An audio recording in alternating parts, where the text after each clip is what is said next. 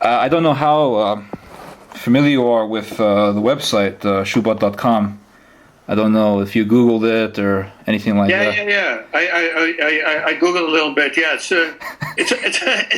it's something, right? It's hard. I don't think you've ever done. Extreme and the other extreme, right? Yeah, I don't think you've ever done an interview like this.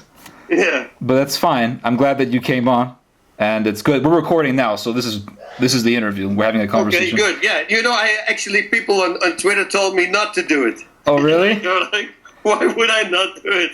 They say, maybe, if they reach out, I think there's got to be something attached to it. You're always going to have to say yes. I wonder what their reasons were. Yeah, you never know. Well, I remember you did a movie with Kirk Cameron, and a lot of people give you flack for that as well. But I've been a fan of yours for years, for a long time. Ever since I got in 2009, I got into martial arts and Taekwondo, and we did. My instructor was Taekwondo black belt and a competitor. He taught us kickboxing, and so I looked at your story and how your first art was Taekwondo. Yep. And I really loved your style. Like you had a very straightforward, and I like your strategy. Like everything is full throttle, nothing is a jab, everything is a knockout punch. That's it. And I love that style, and I really try to emulate it. It's like watching Ramon Dekkers. I don't know if you know it. Yeah, Ramon Dekkers, yes, very good style. Incredible, and there was a guy I looked up to, and like Mike Tyson, and I started really looking at their styles and what do they do different? Why can't they hit so hard left and right? Yeah. And I realized it's the square stance. Once you move, you square yourself open, you're going to be a wider target for people. But that's the only downside. Yeah. This defense will automatically become better. You do it with your elbows, but everything else becomes better and stronger. Yeah. So why not? And one thing that really inspired me was the way you did bag work, and the way Roman Dekkers does bag work. The way, every shot is just solid, but at the same time very crisp, very precise, and very, very, very explosive. I was so proud when they inducted me in the Hall of Fame, the UFC did, and then you get all the stats. I never looked at stats. I never knew that I was 4 hours and 27 minutes fighting my entire career, and then I read that I have the highest striking accuracy till this day. It's like 70.6% of the power shots. And I always tell people, I say, I just like to punch when there's a target. I don't like to miss. I remember watching your first fight. It was a Muay Thai fight. It was like an old video I found on YouTube. And the way you fought that guy was like vicious, straightforward, and you just kept on punching until you got the knockout. Yeah. And you were a lot thinner, too, which is interesting. You grew bigger, bulkier, more muscular as you got older. As soon as my asthma got away, when that went away, I had these severe asthma attacks that keep me, from eating because I couldn't breathe. But once that started going away, I started building on muscle. Muscle, yes. I wanted to ask you. So you grew up in Holland.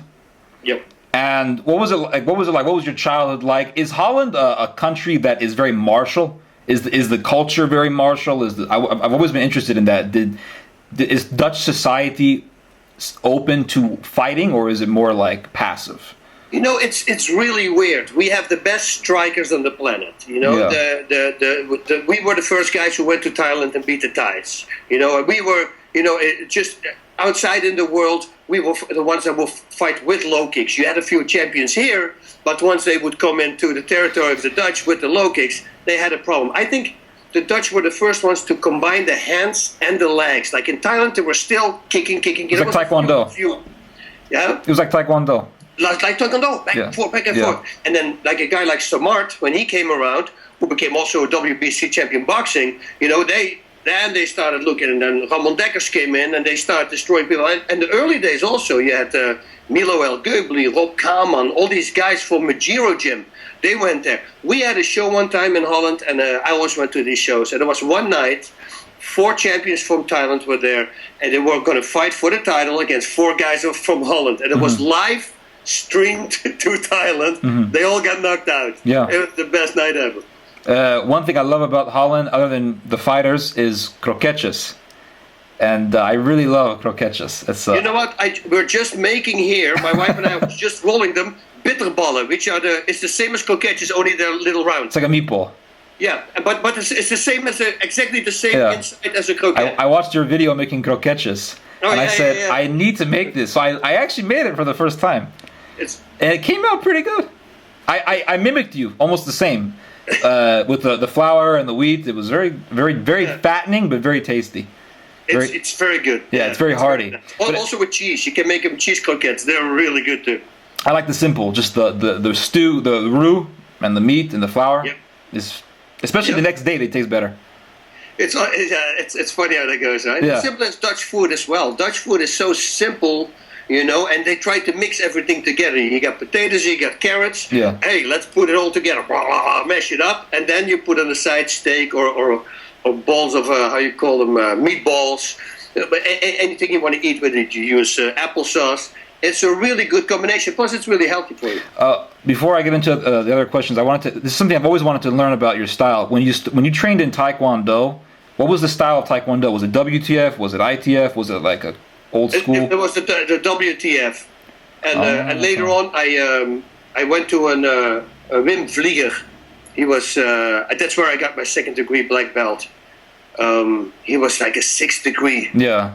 And so that was the style. I was very fortunate with having a good teacher. My first teacher was a really good Taekwondo guy who could kick hard. Mm-hmm. And I'm not saying that Taekwondo guys don't kick hard, because I got a friend of mine who is just insane. He's as fast almost with his feet as I am with my hands. And he throws these fake things out, but then suddenly there's a really hard one. He mixes them up. He's a really unbelievable guy. And but normally in Taekwondo, because there's double kicks and triple kicks, you don't really throw your hips in. And he was against that. He was actually a guy who competed in Taekwondo, but then every time he got barred from the competition because he would hit the guy for real. Punch him, Man, I need to do something else. And that's why I was lucky to have him as a coach. So he kept that powerful striking in. But it was already in the beginning. It was Taekwondo. I realized, hey, wait a minute, there's no low kicks. Let's do karate. Did karate on the side. That's with low kicks. And now we can do knees to the body. But there's still no punches to the head. Okay, let's do Thai boxing. Yeah, you see, I did everything simultaneously. Yeah, I was also fortunate to have a good instructor. He was a 6th degree black belt and emphasized a lot on the hands, a lot on power kicking and things like that. One of the most painful experiences I've ever had was fighting with him, and him giving me a spinning kick to the ribs, to the liver. To the liver. My first knockout. I went down my first class Thai boxing with somebody with a liver shot. And then I Googled liver, and I found more stuff from you. Emphasis on the liver, like punching. So I began to focus a lot like body shot, like punching to the solar plexus and kicking to the ribs. It is so effective. Super effective. Everybody goes for the head. Yeah. And what I would do is I would wait for the guy to punch, and then I would throw a kick to the ribs. There you go. You just knock them. And if you keep doing that, suddenly you look low and then you hit high. So it looks like head you kicks. give another liver shot, but you hit high. But I wanted to get into something. Speaking with Dutch culture, Holland has a very fascinating history, and it has a very warrior history. There's a lot of wars that the Dutch fought in back in the day. Yeah. There was like numerous wars. I think one of them that I read about was the 30 Years' War back in the 1600s or something like that. Oh wow! Yeah, a lot of wars, but I wanted to ask you, and I don't think anyone's ever asked you this in interviews. So I may be the first. But are you a man of faith? Yes, I am. So I remember, I follow you on Facebook. I remember not too long ago you talked about Jesus Christ and the Easter. Yeah. Yeah, no, I'm a full-on Catholic. And I actually recently got back into that, like recently 2 years ago. Really? Yeah, fascinating. I was born a Catholic. I was baptized. I did my communion. I did everything. But then, I sat in on this. Kevin James is a good friend of mine, and we were shooting this movie. And he had some really good priests coming to the set, actually. Mm-hmm. And one was giving a conference about life, how how the world started to exist. And I thought, that's interesting. And I jumped in there, and it blew my mind. So really? The next day I was in the next one. I go, dude, this is so crazy. Wow. I had no clue. And once you really start going into that, you realize, well, and my difference was not as crazy as all the other ones. I would say, I always thought, there's something that controls us, but I think that aliens have put us on the planet as kind of an experiment. I've heard that before. I always thought. But then once you get into everything, you realize that alien, well, it's God. Yeah. Somebody designed us. Somebody designed. So tell me, when I didn't know this. So you were on the set with Kevin James, and you were finding out this information. What type of things were you hearing that made your mind click, that ignited that spark in your soul? Well, there's a lot of stuff. First of all, I really liked an example that the guy gave, a speaker. He said, imagine you have a periscope and you can look on another planet which is like 20 light years away. For some reason, we don't know why, you can watch what's happening right there. And you see this whole pile of rubbish. You think it's rubbish.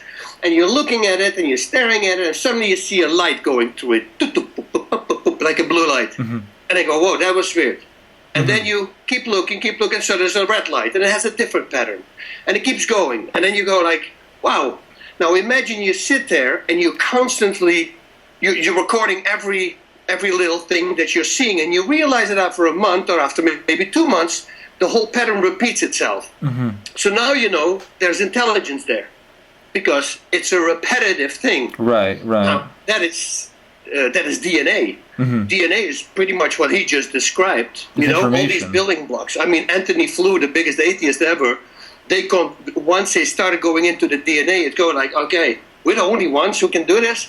There's no other animal can do things like us. No, we can teach them things, but we really don't dive deep into that. So, and that started it, and that does help also. I talked with Father Ripperger. Father Ripperger is one of the biggest. I know of him. Yeah, I've never met him, but I know of him. He's an exorcist. Yeah. Yeah, and the stories you hear then, it's a very scary thing. Like we would say, you say, is that true with the faces that they change? He says, oh, that's 95% of the time. Mm-hmm. Like it's totally normal. Right. This guy did over 8,000 exorcisms, and you go like, whoa, what? Yeah. And then he starts. When you hear stories from him, you go like, okay, when there is bad, and if the way they drive them out is with good, there's got to be that balance, and that's it. I just got into it, and all these crazy things, the Guadalupe thing, and the Virgin of Guadalupe. You hear, the 2,000 years ago in the Book of the Hindu. I don't know if you probably know this as well.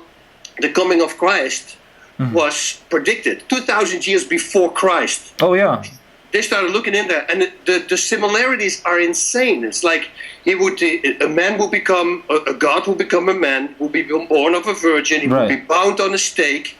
His feet and hands would be pierced, but his bones would not be broken. He would wear a crown of thorns. This goes on and on. The 7 exact points, 2,000 years before Christ came. It's just undeniable. You go like, no, it has to be. It's very profound. Yeah, it's extremely profound, and I'm glad that you got back to your Catholic faith, because my father was born Muslim. Yep. He became Christian.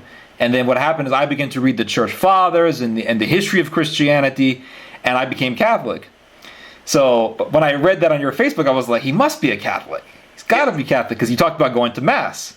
And and today actually I posted Saint Sebastian Day. It's a feast day. And that's your name. My name is Sebastian, so I posted it. And right away, of course, people, there's always these people. They get pissed off. Yeah, but it's like when somebody's an atheist and he's making a comment. Do you think I go on his Facebook and I reply and I go, "Oh, so stupid, you don't believe"? Yeah, right. Why do they feel the need to do that? Let me be. I like green, you like blue. I mean, whatever, dude. Everybody's happy. And when I began to study in depth, because I've always been aware of Christianity, but when I began to really study in depth in Christianity, it was back in 2010. And I began to read all these books, and I began to read the Bible and all that, Augustine and all these saints and all their literature. And I began to realize, Christianity is a war.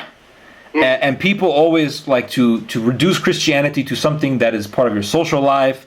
You go to these churches, not Catholic, but a lot of like these evangelical churches, non-denominational, that they're like Starbucks churches, Yeah, it's at 34,000 now. Yeah, and it's all like feel good, and it's a part of their life. But when you actually really dig deep into it, and you read the words of Jesus, it's all a war.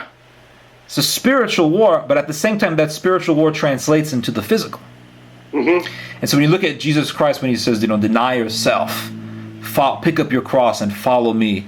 And also in one of the epistles of John says Christ came to destroy the works of the devil. That's the reason why Christ came. When you see Jesus Christ on the cross, when you think about it, when you see him in the icons, it's a war against evil. against the devil. It is. And so, you being a martial artist, I remember watching a video of you years ago when I first began looking at your fights. There's a video where you're kind of like in this contemplative stance as you were walking to the ring. Your hands are in this prayer posture. I'm thinking, was he praying, or did faith ever play a role with you as a martial artist? You know, what happened was, like I said, I always been feeling that I've been watched and there is somebody, you know, I always had that. But what happened with the fighting is that a very good friend of mine, we lost him early. He got in a car accident after my second fight. And my first 2 fights I won in Pancras. And he told me, he says, dude, I feel it. You are going to be a world champion at this. I go, I have a lot to learn. I got lucky twice now. Mm-hmm. They're probably going to take me down the next time, and then I'm going to lose, which actually what happened. You know, but he was so enthusiastic, and he said, yeah, man, you know you're going to be the champion. So every time when I go in, and I pray, that was to him. When I go up with my hand, that was also to him. Mm-hmm. His name was Jan. He, very bad weather, wrapped his Porsche around a tree. It's impossible. So you were always a spiritual person. Yeah. No, I always been that. I know that there's something. Everybody knows that. Absolutely. That's why the atheists are so angry, because they know something is there, but they just... You know, that's exactly what I said today. I say, why would they feel the need to constantly go in the attack? And I say, I know why it is. Because they're doubting themselves, and they think as long as they say it, you know, it's like these people who shout a lot, oh, I'm a tough guy, You're not the tough guy, trust me, because you don't need to shout. And I think that's exactly the same here. Yes. They need to express their feelings, because the more I say it, the more I believe myself, and now, you know, I'm right, you know, who cares, dude? If you don't believe it, I always say that this, imagine there's I'm a believer, that's it, I've got my faith, but imagine that they say, okay, so you know there's a heaven. No, but do you know there's a heaven? No. Nobody can prove there is a heaven or not can prove there's not a heaven. What I've seen, I know there is a heaven. But what if there's a chance, 1 in a million, there's a chance that there's a heaven? Tell it to an atheist. Now, we're on this planet for 80 years. The rest after this is a test for us. How we conduct ourselves, we're going to see if we're going to go to heaven or not. Now, heaven is going to be forever. Hell is going to be forever. We got purgatory in between. So, you know, forever... 80 years now, you know, even if the chance, if I wouldn't be not a believer, 1 in a million, I would take that chance, because that means that there is a chance, because if I'm wrong, I'm going to be, and what do I need to live for? I just need to live like a good person. Mm-hmm. I just have to be a good person. So even if it would not be true, I would still have lived a great life and did a lot of charity and helped a lot of people. So what is there to lose? That's my question. And you know, you talk about the person who's always shouting. He's trying to compensate for his own weakness. And it reminds me of one guy, and I know you know about this person very well, Theodore Shoebat. You interviewed him. Very quiet. Yeah. He knows, you know. Because he knows. He doesn't need to do anything. But he knows he can kick your butt. Right. But he's also very vocal about his faith. Yep. Yeah, very religious man. Yep. And also Yoel Romero. Was a UFC. He knocked out Lyoto Machida. I remember watching him knock out Lyoto Machida, and then he said something about Jesus Christ after the fight, and it became very controversial.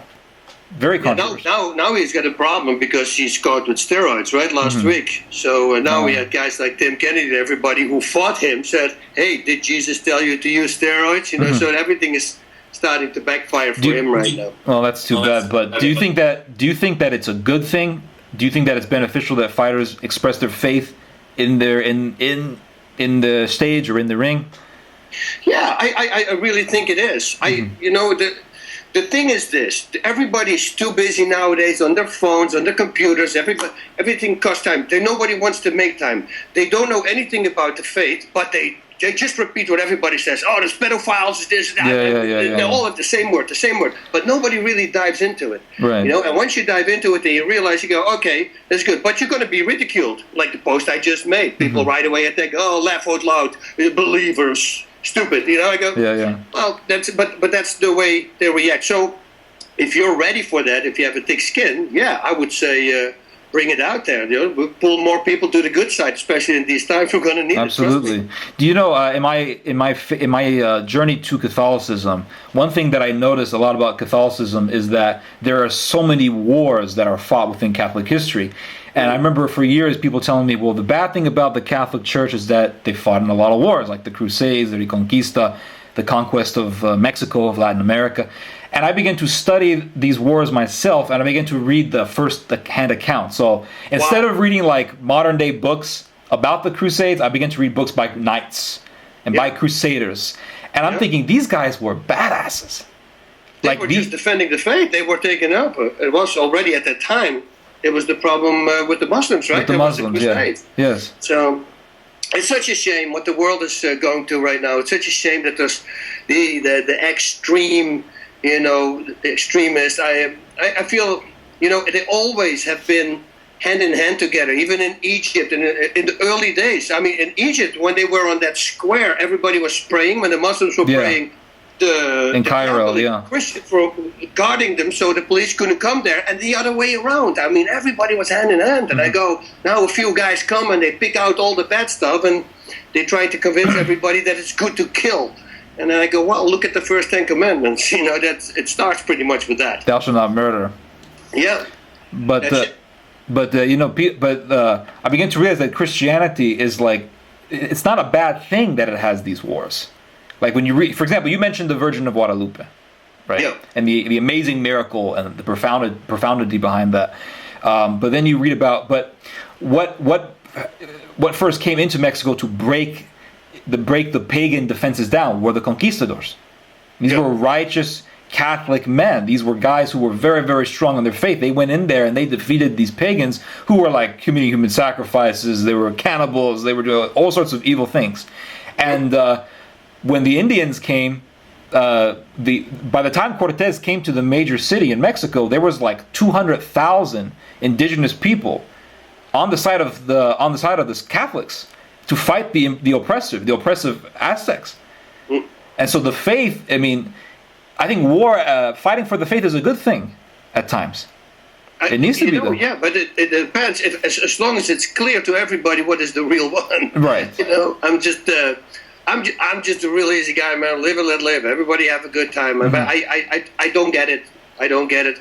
That people actually can think that by killing people that they are going to go to heaven. I don't get that. Yeah, but I remember people telling me that martial arts, like there's a conflict between fighting and Christianity, but when you read the Bible, there's a verse in there in Genesis that says that Abraham had his trained men. So there is no conflict between martial arts and Christianity. There is no conflict between fighting for what is right and the faith. In fact, I would say they go hand in hand. Yeah, but also if you read the Quran, Jesus is mentioned a lot of times. Yeah. And he's a really great person. Miriam has her own chapter in the Quran. She's the only woman. Muhammad actually calls her the best woman ever lived. And now with the killing of Christians, what they're doing, you go like, well, wait a minute. He performed miracles. He was talking when he was in his crib. It's all in there. They thought he was this great guy, but now all the people that believe in him, they're killing. That's something that doesn't click with me. Well, let me explain to you from someone who comes from a Muslim background. Islam is it's like you have these different, like you have Catholicism, the Catholic Church, which is the first, but then you have all these different groups that broke off, like the Protestant, the Baptist.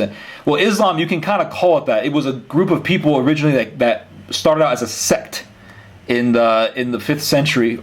It started out in the 6th century actually, and it started out as a group that was founded in order to combat Catholic doctrine, because it rejects the divinity of Christ, that Jesus Christ is divine. He is very God, very man. It denies that.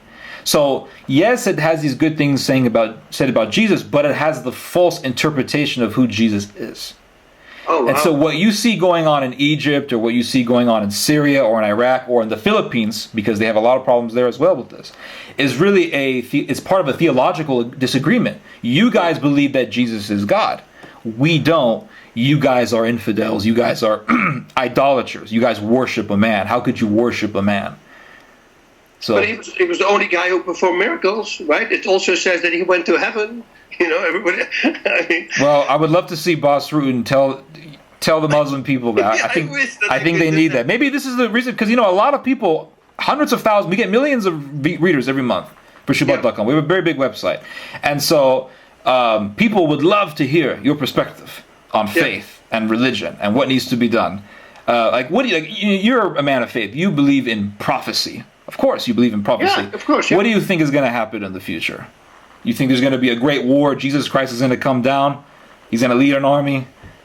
No. I truly believe, for what I do with the statistics and everything, I think the youth. I have fully faith in the Muslim youth. Mm-hmm. I think everything still under 30, that was, believe a number that they gave me, they are, they really want to have a life. A lot of them, for instance, outside these countries, when there's no job, they cannot marry, because their parents, of course, from the woman, from the girl, they're not going to let them marry somebody who doesn't have a job. And apparently the unemployment rate is really high there. Trust me, they're hungry for that. They want to be working. They want to do things. They want to marry. They want to get kids. And I'm hoping that is going to be the answer, that they're going to start changing. I think once it goes out there, also the internet, it gets bigger and bigger. People have more access to it. And once they see, wait a minute, it's not really like that. Mm-hmm. These are actually really good people there. Listen, I came from Holland and I moved to America. My mom and dad, when they came here for the first year, they were afraid to go to America. And why? Because, there's people getting shot on the street. They're going to kill. They heard only the bad things. It's their favorite country now. They love this country. Mm-hmm. And you have that with everybody who comes into the country. You go like, whoa.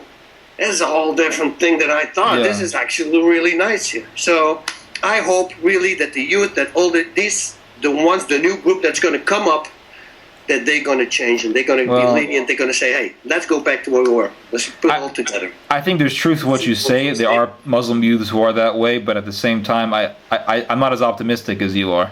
Yeah. Because you look at the Islamization of like Turkey and all the Muslim world, it's huge. Yep. I mean, it's huge. It's very dangerous. Yep. But anyway, what's that?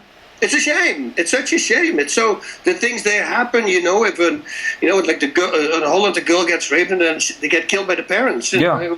Well, why would you do that? And this happens in Holland. Happens in Holland, yeah. A lot of people go like, whoa, your own kid. Yeah, no, it's a disgrace. That's their belief. What do you think about? Go ahead. You were going to say something. No, I would like to see things like that changed. We would all like to see peace, but it's just never the case. You know that. I mean, the reason why you became a martial artist is because you were getting bullied. Yeah. And you wanted to train. You had to fight. That's why I did martial arts. I did it for the same reason. Yeah.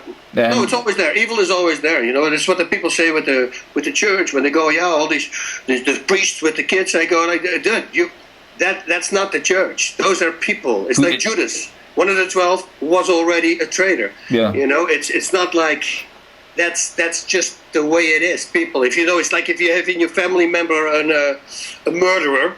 Now suddenly you're a bad person because your family member is a murderer, but that's how people are. Right. People say all cops they like to kill black people, and I go, whoa, relax, man. All military they kill kids. Yeah. There's all these standards. All the lawyers are liars. Right. I mean, it's just because a few or the Dutch are cheap, right? Like they say, go Dutch. They say go Dutch. Yes. The stereotype that Dutch are cheap. Which which one? In America, like when you go to a restaurant, they say, let's split the bill. It's called going Dutch. Yeah, but that's they made that up because in Holland it's not like that. In Holland, when you go to a party, for instance, you never pay. When I went to America here and I was invited to a party, you bring a present and then you have to pay at the party. You have to pay for your drinks. And I go and everybody says going Dutch. Yeah. That won't happen in Holland. You go to a party, you will never pay. Well, you brought up the idea, like the problem in Holland where like, girls are getting raped and things like that. Like, what is your opinion? Because a lot of people are talking about this controversy with the refugee problem in Europe.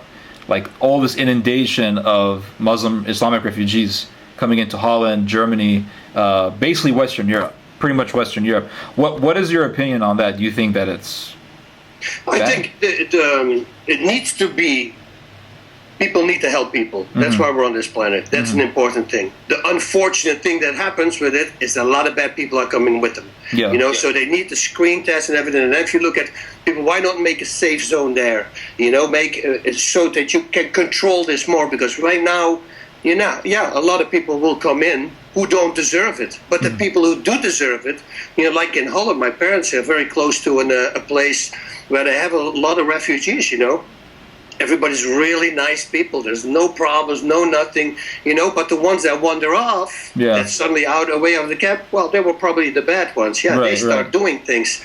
But that's, again, it's a small percentage. You cannot judge everybody. Is it dangerous that they come in? Yes, it's dangerous. What are you going to do? You're not going to help these people? Of course you need to help these people. Yeah, I read on the news that a lot of Christian people are trying to come into Europe alongside the refugees, but a lot of them suffer as a result of this. Because the other refugees say, well, you have to convert to Islam if you want to be in the refugee camp, and they don't want to, and they throw them out of the camp. And that's a reality. Yeah, that's not cool. That's these things are always very hard for me to. I just don't get it. It's almost like looking for things now. I mean, just let's go along. What the cool thing is always when there's a movie like Independence Day, and these aliens come and then suddenly, if that would really happen, if something like that would be out there, which I don't think there's no aliens, I don't believe in that. I believe in us from the future. That's why I believe in. But if that would happen, the whole world will be united in order to beat them. Right. And then I go, well, that's going to happen if it really would happen. So if you know that, why just go along with everybody? Yeah, but we know that that's never going to happen. It's never going to happen. It's never going to. But okay, I wanted to ask. I know you're a busy guy, so I don't want to keep you waiting. I wanted to ask you one more thing. Well, this is the most profound topic, I think. And who to you is Jesus Christ? Because when you read in the Gospels, Jesus is talking about always fighting the devil, fighting yourself, denying yourself. And there really is this, for example, like in the Middle Ages, the Catholic Church had the Templars. These were basically warrior monks. They intertwined faith with martiality, with militarism. And then you look at, for example, into Russia, like in the medieval Russia, they had warrior monks. So they intertwined the teachings of Jesus of self-denial and self-sacrifice. So Jesus Christ died on the cross in war, therefore we as well will pick up our cross in fighting against evil, even at the expense of our own lives. So in that context, like, who to you is Jesus? As a martial artist, who to you is Jesus Christ? Do you familiarize with him as a martial artist at all? No, I just be that person. I mean, the way he deflects everything, and he got one time angry, right, when they were selling stuff there in the temple, yeah. Temple, but that was also, I go to these groups also, and then there's maybe one or two times in your life that there's a moment that you could be angry, they're really angry. For the rest, it's all the anger is fake. All these things that I started doing because of who Jesus is, it made my life so much more comfortable. Everything. Like literally people cut me off, I go, I can't control him. It's what it is. I can shout about it, it's not going to make any difference. It's going to be, and then, once you start reading like that, and once you start reading Matthew, Matthew 7, 1-5, that one, once I read that, I go, whoa, like, you try to pick a little piece of wood out of somebody's eye. Yeah. But in your own eye, you got the biggest beam. So get rid of that first before, and that applies to everybody. Yeah. That is these people on the keyboard warriors. That is, and that opened my eyes. That go like, wow, it is true. Every time you say something or you want to say something bad about a person, it's always a reflection on you. You go like, whoa. And once people start getting there, the problem is that people think, I looked it up. It's 168 hours a week. 1 hour they ask to go to church. Is that really a big thing? No. But everybody wants to be on their phone. They have no time for anything. Or they come close to death, or a kid might die. Now suddenly they're very religious, or you're an atheist and you come close to dying. Yeah. They say 90-95% they all change their faith, just before they go. Because what if there is that chance? You see what I mean? but just living like he did, and I think that would bring peace in the world. But I'm one of those how you say it, optimists. The miss. You're contest. Mystical. They all know the Miss contest, Oh, the beauty pageant. World peace. That's what and I'm a fighter, and I like everything, and I like to fight, and I like that if there's a bad person, he does something, I'll beat him up. It's not like I'm not like Jesus who steers away from it. If there's evil, I go into it. But no, Jesus was a fighter. There's no doubt about that. Oh, he's the toughest guy ever. Yeah, he stayed in the temple all the way till the evening time and beat people up with a whip. It's amazing, If you look also, if you rewatch the Passion, the Passion of the Christ, that movie, you go, Gibson did a really good job of that. All these little details, and the devil walks on the other side, and when the cross falls, but he's floating above the wall. All these little things that they put in, it's pretty amazing. That's why sometimes, when people are shouting so against it, you go like, why don't you read 10 minutes a day on it, and then in a year or in half a year, you decide again. You can scream all you want, and I think a lot of people will open their eyes. Yeah, it's amazing when people say, well, I'm an atheist because if God existed, why would he allow all of these bad things to happen? I'm sure you've heard that before. Yeah. But what's weird is you make an interesting point, like when they get really close to death, they become religious.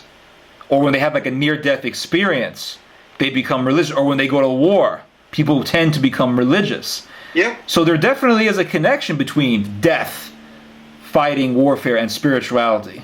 Like people have near-death experiences, and they say, I've heard one guy tell me who got shot and almost died, and he said, in that moment, I felt as though I was born again because I saw death and escaped it. Listen, it's very impactful.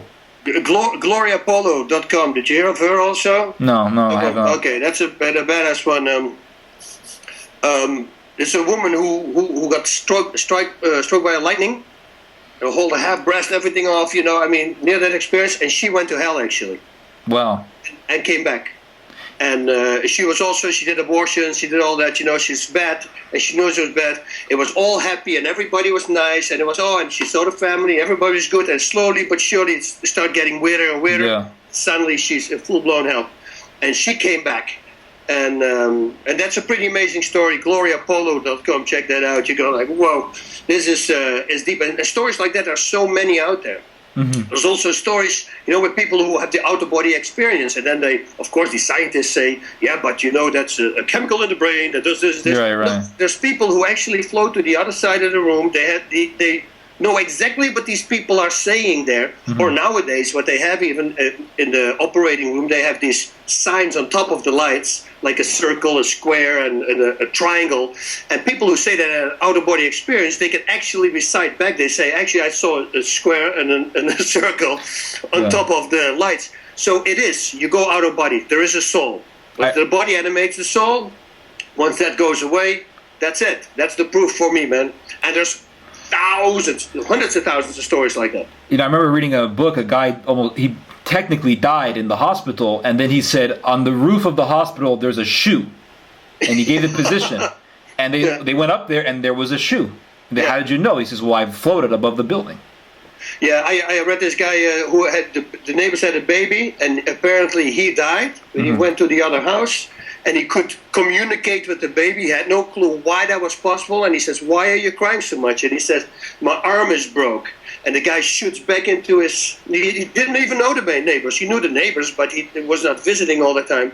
And when he came back out of his body, he goes, your baby, I talked to him, so people think he's crazy. Mm-hmm. But he has a broken arm. But they did an x-ray, he had a broken arm.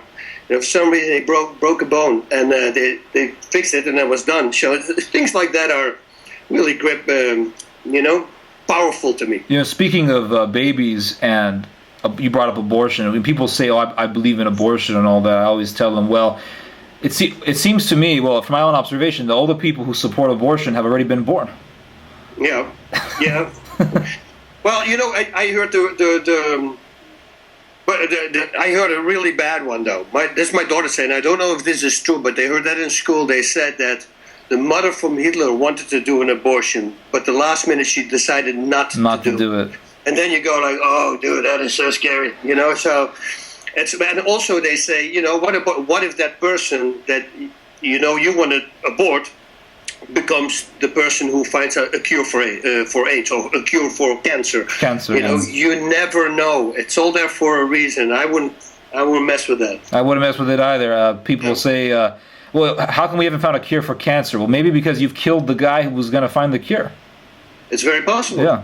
Or maybe could you imagine if we lost you with an abortion, we wouldn't have Bas Rutten? Hey, no liver shot? It would suck, man. One of the greatest personalities in martial arts. And but I wanted to get, I know you're running out of time, but I wanted to get into one thing with you.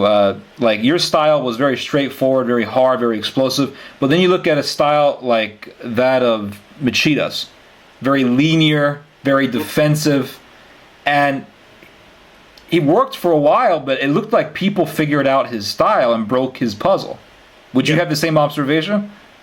Yeah, no, I do. You see that every time with somebody, if they keep the same style, you have that. You have a Miracle Crow Cup, you have, everybody, you got a strong left kick, let's move to the left. Yeah. That's how you shut it down. The first guy, Gonzaga, when he fought Crow Cup, he was throwing the right hand every time in front of his face. He didn't even connect. And I'm going like, why would he do that? And then I go, dude, that's the smartest thing ever. Because if you give him the illusion that every time you throw a straight punch in front of his face, he's not going to kick you. Because if he kicks you, he needs to come closer, and you're going to catch him with that straight punch. Yeah. So unknowingly, just by throwing that punch every 15, 20 seconds, he totally shut down the whole game plan for Miracle Crow Cup with the left kick. And if that happens to a fighter, that's the moment you're going to have to change. And if you don't change, well, you'll figure it out now. And the other thing I wanted to bring up with you, and correct me if I'm wrong, I'm not a professional fighter, I've never been a professional fighter, but correct me if I'm wrong. When UFC first began, when MMA first began, it was like people had boxing, BJ. Well, in the beginning, you had all these different people come in with all these different styles, right? Like, and then Brazilian Jiu-Jitsu dominated everyone. Karate, boxing dominated everybody. So then people began to adapt. So they made like a hybrid. So it seems to me that when UFC first began, the wrestlers came in and they start stopping the takedowns. The wrestlers, yeah. And that blew the whole jiu-jitsu game out of the water. Because if they cannot bring him to the ground, there's going to be a problem. That's true, too. Yeah. But it seemed like to me, like in the beginning of UFC, maybe in your time, like guys like Randy Couture, there was this hybrid style that remained the standard for a while. That was like your boxing, your Muay Thai, your BJJ, your wrestling. Yep. But do you get the feeling, and do you get the impression that is beginning to change in the sense that is now, in the future, that no longer is going to be the standard? Because now you see guys like Conor McGregor, you saw guys like Machida, you saw, I forgot his name, Petiti. He was the guy who jumped on the wall. He jumped on the cage and then did this amazing kick. Anthony Pettis. Yeah, and you see this now, this new, or also like GSP and Anderson Silva, you see this new hybrid form that's coming out, where you have your boxing, your Muay Thai, your BJJ, and your wrestling, but then you have this addition of Taekwondo and Karate. Do you see it the same way? And it's most of the time when you see guys who come from a traditional background, like a Karate or a Taekwondo, like, honor everything, it's easier for them to learn certain things. That's what I always think, because it's a military style, At this time, it's always, you do whatever you want to do. But right now, I think that MMA became its own sport. Now you go to a gym and the teacher there probably can teach you everything. Mm-hmm. Not that I'm saying that he can teach you everything 100% correctly. There will always be this feeling. It's like Jose Aldo is really good on the ground. He never uses it, likes to knock the people out. There's always the thing that you prefer. The thing that I switched in the beginning is I really like to strike, and I know it was my downfall. So I totally flipped that. Yeah. 3 days a week, 3 times a week, I would do striking, and 12 or 13 times a week I would do grappling. And once I made that decision, I never lost a fight anymore. So, but that was early on, because they didn't really get it. So I was really fortunate that I was a really good striker, and I was really good on the ground. So I never attempted a single takedown. That was also in the stats from the Hall of Fame. Mm-hmm. I never attempted a takedown. I noticed that about you. I had 15 submission victories. Yeah. So that means they took me down, and then I would submit him. But so it's right now it's his own sport. You can go to a gym, and soon enough, in 5 years, then we're going to get hybrid coaches as well, like real hybrid coaches. Yeah. Now you still have a few guys put together, striking with him, ground with him, this with him. But those coaches are coming also because the fighters are there. Now the coaches are going to do it as well. But do you think this new hybrid in which wrestling, BJJ, boxing intermixed with Taekwondo and Karate, do you think that hybrid is going to dominate the whole sport and everyone's going to have to adapt and learn your spinning kicks and your spinning hook kicks and your spinning back fists and all that stuff? You know, it's doing the unexpected. That's what Pettis, when he walked up the cage, nobody ever saw that. No one ever saw that. People, there's a fence behind you, you kick against the fence and it propels you forward and you knock people out. Yeah. I mean, you see this all over the place. In Holland we had I can't get his name right now. I'll pop up. Oh, Andy Hug? Oh, he was from Holland. He was from Switzerland. A really good strike. He was the striker coach. He was also... I'll pop up. What he did in Thai boxing, he would jump on the bottom rope and that propelled him going upwards and then knee his opponents in the head. And it was not in the rules that he couldn't do it. And he was doing this all the time. Yeah. So you see people start finding things. Now, all the submissions are there. All the knockout punches are there. It's for a person to find out what setup is a new setup that is not been seen by this person yet. Right. That will result in a knockout or either in a submission. Because everybody knows a straight armbar. But if you can go to the straight armbar undetected, like you set it up with something else, you know, you take the mind off the arm and suddenly you go back to the arm, that's gold. And that's the only thing that are people doing right now. And you see this. You see a guy suddenly pulling off a crazy submission. You go, whoa, that was crazy. And then everybody starts doing it. And then everybody finds the defense. And then it's a new technique comes out again. It's like a virus. It just keeps adapting to the immune system. That's it. George St. Pierre, what he did every fight, he would do something new. Yeah. He would suddenly have what that was, a jab and a spinning and a back kick to the body. Yeah. You know, and then of course he fights like he normally fights. But you could tell that he worked 6 weeks or 2 months on that because he was nailing him all the time and the back kicks.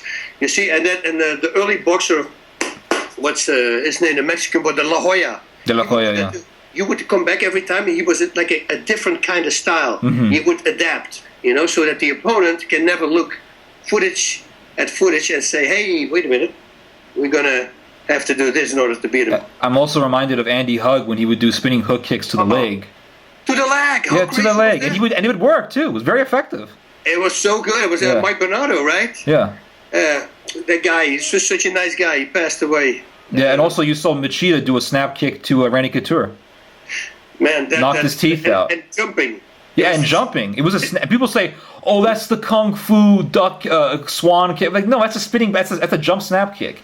You know, the funny part was that Steven Seagal, he was saying all these things, you remember, and it was all fake. And later on, Anderson Silva said it was all a joke. He admitted it. And people believed it too. And I got so much heat when I said that it wasn't true, and but when I had that video from Anderson where he said it was all a joke, I put it on. But I got to give you this. So he knocks out, Anderson knocks him with a front kick, knocks Vitor Belfort out. And then the next show, he's there again. Now Machida's facing Randy Couture. Mm-hmm. And Steven Seagal says to Big John McCarthy, Big John told me, he says, oh, he's going to knock him out. And he goes, he's going to knock him out? Yeah, he's going to knock him out with the same kick that Anderson Silva did. And Big John is laughing. He goes, whatever, dude. And it happened. He really does it. It happened. I got to give him that. Yeah, it was really beautiful. The jumping snap kick. But anyway, before you go, I would like for you to explain to the audience 2 things. One is the MM. I'm telling you, everybody needs to buy. People say, "Well, I want to lose weight. What should I do?" I say, buy a heavy bag and get this. It's real. Listen. I made that in a tape. I had a tape. Yeah. And I recorded. You can actually hear my daughters in the background when they were a baby. One daughter I had. But I would use it as a warm-up. But every workout, when I put it in a tape deck and the fighters were there, professional fighters, they go, dude, make me a copy. This is so great. So once I stopped fighting, I go like, wait, why don't I make it in complete workouts? Right now, actually, I got a body action system here. That the body action. That I sell also. And I work out the workouts on that. This workout, like you said, will never bore you. Never. You will never get bored. If you Google Bas Rutten MMA workout, go on Amazon, read the reviews. Try to find one bad review. You won't find one. People lost 60 pounds, 80 pounds. I have 18 new workouts coming out. I just finished the last 2. I'm going to have to record them now. And it's beginner, intermediate, and professional in 3-minute rounds and 5-minute rounds. It's going to be like this. It's going to be like 4, 3, two. Yeah. Defense. I did this workout today. I did the boxing workout, which is one of my favorite. The Muay Thai one is my favorite because it has the kicks. Yeah, but if you do the mixed martial arts one with the sprawls, did you ever do that? Yes. Oh, the defense. Every time you say defense, I'm like, killer. Yeah. No. No. But what's killer for the boxing is when you say 2 and a 3. Yeah. 2 and a 4, 3 and a 4. Yeah. And then the way you force the person to do all these weird body movements, like a double right strike, or you do a 4 and then a double right right hand, double right straight, and it makes you. But I noticed that now my punches, I feel powerful, and I'm twisting my body more in every strike, and it's really bettering my movement. Yeah, now you got really good combination, like the 2 and the 4 and the 3. Now you got 2 and a right body left hook, and people go like, whoa. But that's 2, 1, 2, and then a straight to the body and a left hook. Or I say 2 and a right straight liver, 1, 2, and a right straight liver. And everything what you do with every punch, I always tell people, rotate that upper body. Look at Mike Tyson. When he threw like 3 left hooks, or what he liked to do was a spleen and then right uppercut. He knocked like 6, 7 guys out with that combination. Loaded up full, man. If you see this guy punch in slow motion, everything he does is rotating the upper body. But when you look at Roman Decker's, he had this beautiful spinning, twisting of the body, twisting of the waist and of the legs. And his punches were. I mean, I remember listening to you. You kept like Roman Decker. I'm like, who is this Roman Decker's guy? So I looked him up. He wasn't kidding. Yeah, no, he's the white Mike Tyson, and even Tyson said that. Yeah. He was the first guy who knocked out Koban in Thailand, a guy who had over 200 fights, never been knocked out. And it's really funny if you look at the fight. He knocks him down at the end. Boom! He goes up, and then the whole place is quiet, and only the Dutch people jump in the ring with a flag, and they're the only people cheering. Yeah. Everybody is. But like, the name of the workout is called the mixed. I want people to know the name. I tell people to buy this mixed martial arts workout. You can get it on Amazon for like $45 or something like that. Not that expensive. And then also, could you explain the O2 trainer? Oh, because I got this as well, and I'm on cap number 3 now. Okay, good. Which is difficult. It's really hard, and it depends what you're doing. Like if you have a monotone run, you can probably go with a thinner, smaller hole. But if you do like intervals, like boxing, Thai boxing, 3, 4, that's already. But tell people about the O2 trainer. I mean, it really does help you. You know, this is the thing, and it's a true story, and I always tell this, I try to make it fast. I was a severe asthma patient, I already said that in the beginning. I would be a week in bed and not able to eat, not to do anything. And then what I realized, because I also did track and field, is that after every time I would be sick for a week, and I would resume my track and field, I would break my running times. And it blew my mind, and I thought, is it the medication I'm taking? And I couldn't figure out what it was until I went to the doctor, and I saw a poster on a drawing of a pair of lungs. And as a kid, and as an adult even, you think that the infection is a lung infection, it's in your lungs. It's not. It's the pipes that go to the lungs. Those are infected, and it's hard to pull air through. And I go, because they had like enlarged the pieces so you could see what happened in the lung. And I go, of course, I've been training, working out my lungs, because there was an infected area. I've been pulling air through that little tiny infected area for a week straight. So that when the infection is gone, my lungs are actually stronger now, and it's easier for them to move air in and out. So that's when I started experimenting with coins with holes in them and all these crazy things, which is very dangerous. I always tell people. Yeah, it's very dangerous. Yeah, you can choke. But, and every party I would talk about my invention, the Ruttenizer. That was the original name. Ruttenizer, yeah. And everybody always told me, he said, dude, you got to make that thing. You got to make that thing. And what happened was, Vanderlei Silva was doing The Ultimate Fighter, and he was training his guys with snorkels. Yeah, I saw that. Telephone went crazy. Or gas masks. I see people with gas masks. I saw Kung Lee. The snorkel for swimming. And then my phone went crazy. I had 6 guys calling me saying, dude, that thing that you're talking about, the Ruttenizer, you got to make it. Somebody's going to come up with it. So I started doing a patent search, and what do you know? There was no patent. Yeah. You know, everybody controls the air in and out. I don't. I only control the air intake, which allows you to completely exhale, so then you can use your entire respiratory system again to inhale. You know, and apparently that was the golden thing, because now they have one in England, an inspiratory trainer, also focuses only on air in, and you can only do breathing exercises with it. You cannot work out with it, it's too big for that. but it's covered by insurance for asthma patients. So it's proven. They have 45 tests on there that if you control air in and out, it won't work. Only air in. That's the way to go to. And what are the benefits of it? You get more fit, you burn more calories, your heart rate goes up a lot faster. Everything. It will teach you to breathe the correct way. If you go, like for instance, if you put screen number 8 on there, and I do screen number 12, I do breathing exercise. You can train with that, but you can do breathing exercise. I do 3 sets of 12. And once you start breathing, a lot of people breathe with the shoulders. Yeah, that's true. If you do this with the auto trainer, you can't get the air in. You really have to use your diaphragm and push that forward. So you automatically, it teaches you to breathe the correct way. And that makes a big difference. I had a guy from SWAT told me that he trained with it the day before. The next day he was running, and he says, I'm not kidding, my running went better. And he goes, and I understand now, this is stupid what I'm saying. It makes no sense. He says, but then I realized it forced me to breathe the correct way. And I still was breathing the same way as I did the day before without the O2 trainer, and that's why it was easier. Very good. And I encourage everyone, go get the O2 trainer. Go get it on the internet, on Amazon, you can buy it. And then also the Bas Rutten's Mixed Martial Arts workout. Boom. Everyone needs to get. If you get the O2, people complicate losing weight. Just get a bag, O2 trainer, and the CD, the MMA workout. You're going to see results. So many people wrote me emails. You have no clue how many people love me because they lost 60 pounds, 80 pounds. Yeah. I mean, it's insane. It's all about with the workout. Absolutely. It's, I love it myself. I do it myself as well. And you can switch it because after we finish a combination with the left hand, I ask you to give a right kick or a right knee. Well, you can switch that, of course, as well. You can do it left or right. You can make it every time a little different. Like 1, 2, 3, 4. The numbers start the 1 always to the body. You can do one workout like that. 1, 2, 3, 4. See, so little tweaks. But now the new combinations.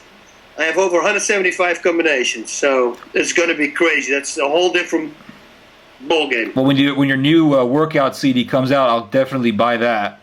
I'll get you one. It's and what I tell the people is you have to start with beginner. If you buy the pro, you'll die. Yeah, you're gonna drop. Combination is going to be 2 and a liver shot, right straight, left hook. I mean, it's going to be so out of control. Yeah. But I built up to it. Every time I do one punch more. So. Yeah, we'll have you come on again to advertise the new CD. We'd love to have you back. Most definitely, Bas Rutten. Thank you for coming on the show with us, and enjoy your croquettes. Yeah, I will do that. Yeah. Thank you so much. All right. Godspeed. Godspeed and party on. Yes, sir. Bye-bye. Bye. Bye.